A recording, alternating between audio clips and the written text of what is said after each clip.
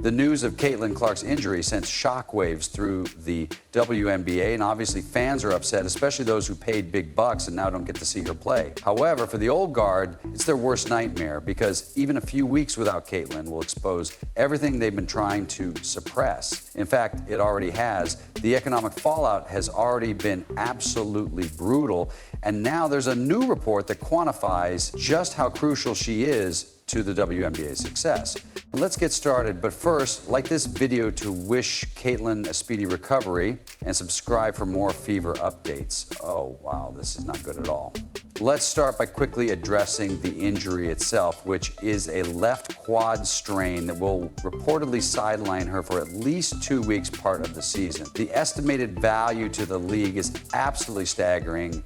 Simply wait until you see the numbers. We are about to witness the biggest serving of humble pie in sports history. Caitlyn's injury was shocking because despite all the abuse she endures on the court, she has been remarkably resilient up until it happened. She had participated in 185 straight regular season and playoff games, 139 with the Hawkeyes and 46 with the Fever.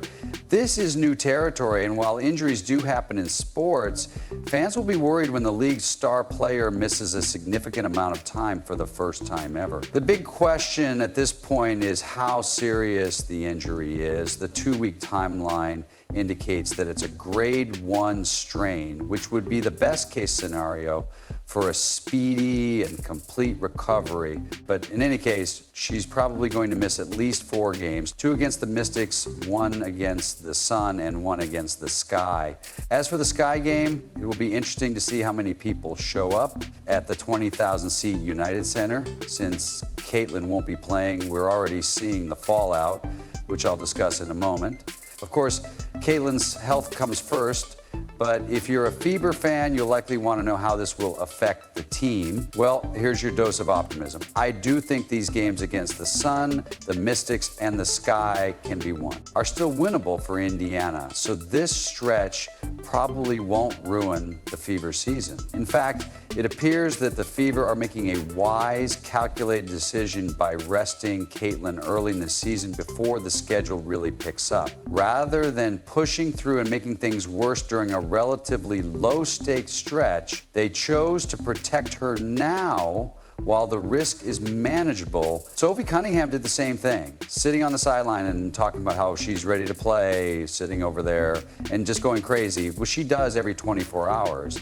Even though Sophie Cunningham was dancing in the background and appeared to be feeling well, the Fever kept her out. Why? Because the season is still young, and the Fever prioritized long-term health over short-term optics. I believe they rest her for more than 4 games, so she's likely going to be out for at least 3 weeks. This is their superstar, and they have a veteran supporting cast this year who... Caitlyn's chances of winning MVP this season were predicted by many to be among the favorites, but being out for 4 or 6 games will seriously hurt her chances.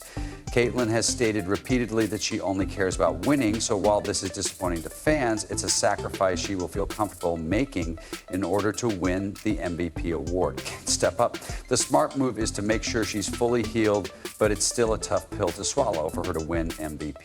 While we're being told that this isn't the same injury that hindered her during training camp, it's possible that Caitlyn, being a competitor, was playing through the quad pain and it finally reached the point where she needed to take time off if she was putting up strong performances on a regular basis. In terms of the long-term outlook, however, this doesn't appear to be a serious long-term injury. It is nowhere near the level of an ACL injury, so she can return and continue to be the explosive playmaker, explosive three-point shooter, and explosive player that she is. This is a speed bump, not a doomsday scenario for Caitlyn. To understand the second silver lining, we must consider the wider impact of her injury and why the WNBA is in panic mode. I'm just going to say that I feel awful for those fans who spent a lot of money both at home and away to see Caitlyn Clark, because for those fans, this friggin' sucks.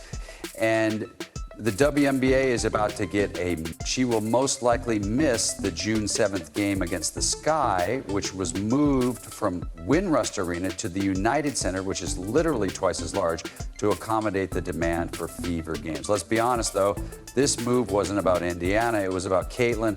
I wonder how many fans will not show up. I think maybe 4,000 or 5,000 will. I think it will be 2/3 full with Caitlyn Clark out of the lineup. The big question is whether or not fans will turn up in a meaningful way in a matter of hours. According to the news, fans are already selling their tickets, and I honestly believe that we might not be looking at half full. Instead, we might be looking at 6,000, 8,000 empty seats. I wonder what the ticket prices are now. The average price of an Indiana Fever ticket over the next 2 weeks has decreased by 42% from $1,737.00.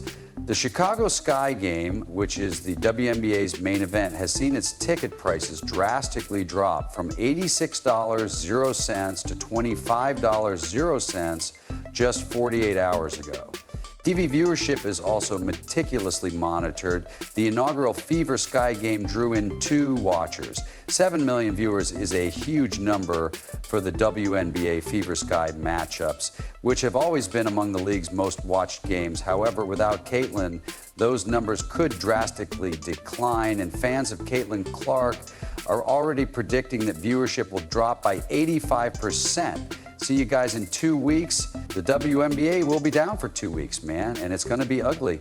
It's not unusual for WNBA games without Caitlyn to draw a third of the fans will vote with their money, their eyes, and their remote controls. If you don't think that, just take a look at what was announced just before the injury news broke. We knew that Caitlyn Clark's impact on the WNBA would be significant, and now we have an idea of how big. The same analyst who reported that she was responsible for 26 games said viewership, or even the league, some of whose leadership and veteran players have acted pretty arrogantly like they're the reason for all the growth, are about to get a hard reality check, 5%. Ryan Brewer, a valuation expert who has been closely monitoring the WNBA's growth, recently stated that Caitlyn Clark's value to the league this year could exceed $1 billion, 0 cents. And that's probably a conservative estimate if everything goes as planned. The WNBA just released a new report on her impact in 2025, and the numbers are absolutely astounding. They don't just confirm her importance to the league, they blow it wide open.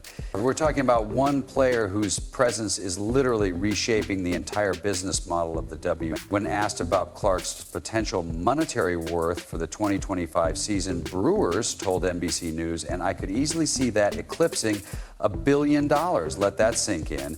The analysis considers everything, including social media engagement, ticket sales, television viewership, merchandise sponsorships, and it comes to the unquestionable conclusion that Caitlyn Clark is the WNBA's single biggest financial driver. Although Clark's popularity has helped the league as a whole, she is still one of the drivers. According to Media Sports Watch, 24 WNBA broadcasts attracted 1 million TV viewers, 21 of whom included Caitlyn Clark. The reason for this is straightforward, and it is precisely why the WNBA is trembling at the moment. They are going to get a taste of what life is like without her. She is the crossover star the league has been pursuing for decades. She is the one who attracts casuals, and now the analysis demonstrates that she is the one who is driving a new kind of demographic that is reaching new kinds of.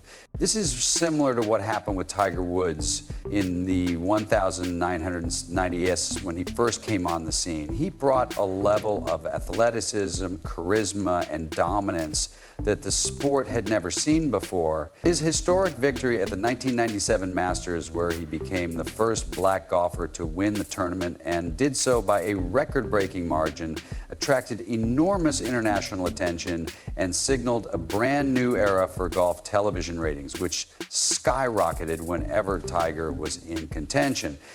Tiger wasn't just a star, he was the reason casual viewers tuned in.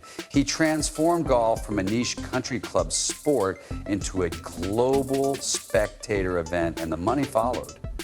The PGA Tour prize money tripled in a matter of years as sponsors and advertisers flocked to take advantage of the Tiger effect.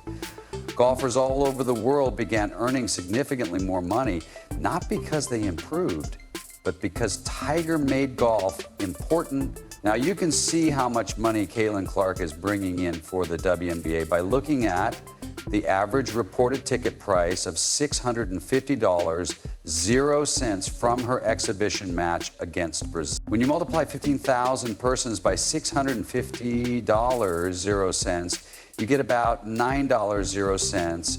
This is good news for the Fever, who Sportico reported were worth $90 million, 0 cents last year.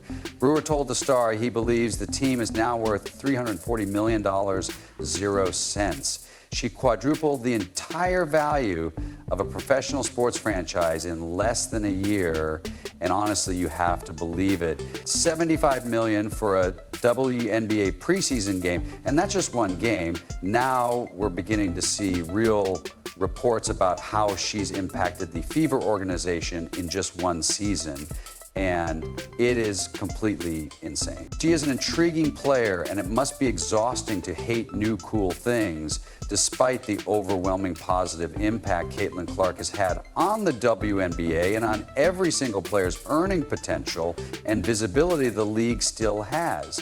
However, when you add it all up, you can see why the WNBA is in panic mode, because they are about to get a small, painful taste of what life looks like without Caitlyn Clark. To be honest, it's a much-needed reality check.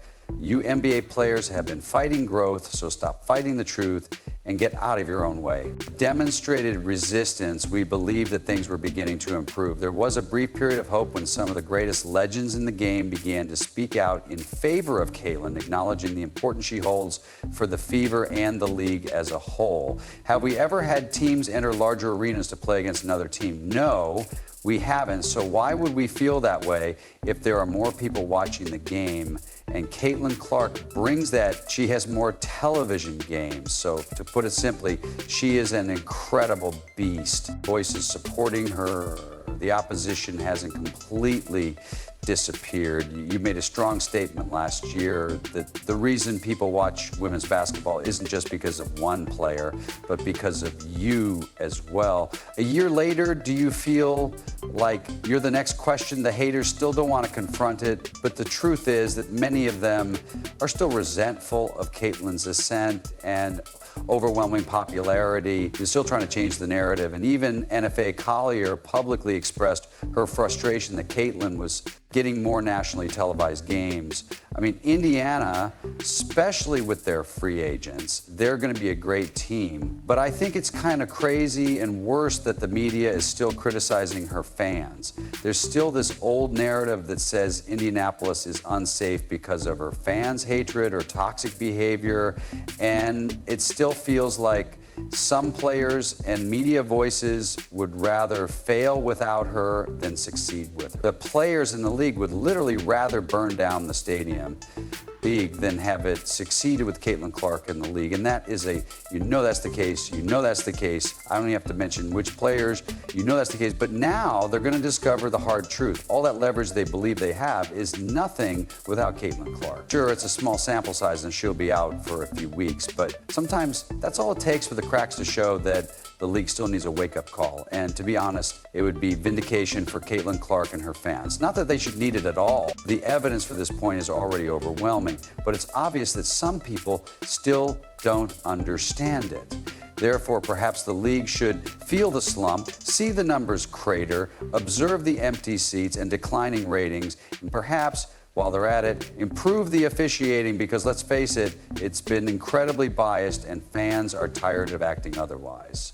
This year marks yet another instance of WNBA referees making poor decisions regarding Caitlyn Clark, and teams have been permitted to take liberties against her throughout the season. The physicality, the no calls, and the obvious disregard for protecting the league's biggest star all came to a head during the game against the Liberty. But I will just say that the officiating was completely out of control. It was one of the worst RB games I've ever seen.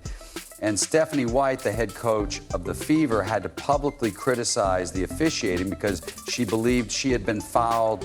I think it's pretty egregious what's been happening to us the last few games, and the disrespect for our team right now has been pretty unbelievable. When a coach is forced to say something like that, you know it's gone too far. To put it in perspective, if it goes too far, it not only hurts Caitlyn, but also puts the league at risk, and it may already have. But if anything, this should serve as a lesson to the league and the officiating because of the amount of contact that is permitted without a foul call and the amount of physicality that Caitlyn Clark must endure while being double and triple teamed. In reality, though, it's basically just not being called for these fouls. We're back to where we are now because we know exactly how much Caitlyn Clark is worth, and now that she's out, we're gonna find out whether you like it or not. A serious injury would destroy all the progress the WNBA has made, all the momentum, all the new fans, all the sponsorships, everything the players say they want.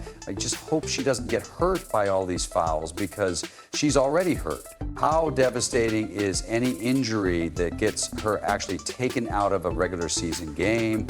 How much money is lost for the league? The WNBA leadership, referees, and even some players may finally wake up because without Caitlyn Clark, the league falls back into the shadows. The buzz goes away, the money slows down, the momentum stalls. This may be the wake-up call they didn't want, but it's a necessity. The bright side for Caitlyn Clark is that she's about to become more powerful, relevant, and hopefully more protected. If you're still here, leave a comment because that's exactly what you are for watching the entire thing. See you later.